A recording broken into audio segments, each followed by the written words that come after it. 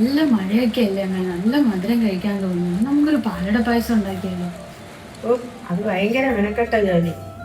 ഇനി അട ഉണ്ടാക്കണമെങ്കിൽ ആ അരി വെള്ളത്തിൽ ഇടണം, അതിനെ അരയ്ക്കണം, പിന്നെ ഇലയെ എടുക്കാൻ പോകണം, വാട്ടണം, പിന്നെ നിരത്തണം. അത് പിന്നെ ഭയങ്കര മെനക്കെട്ടോ. ഇനി നടക്കൂല.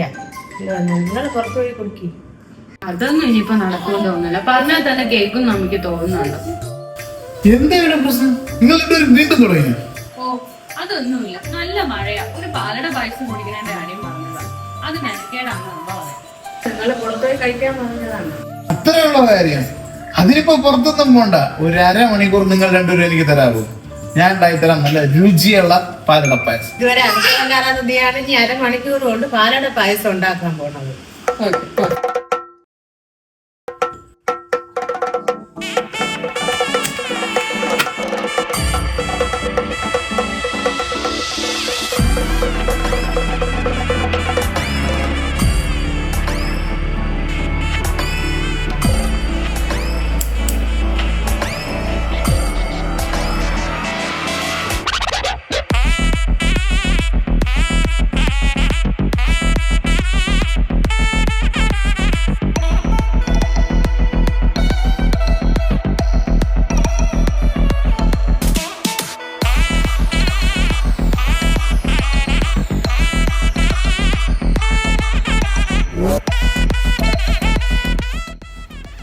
നല്ല രുചിയുള്ള പാലട പായസം.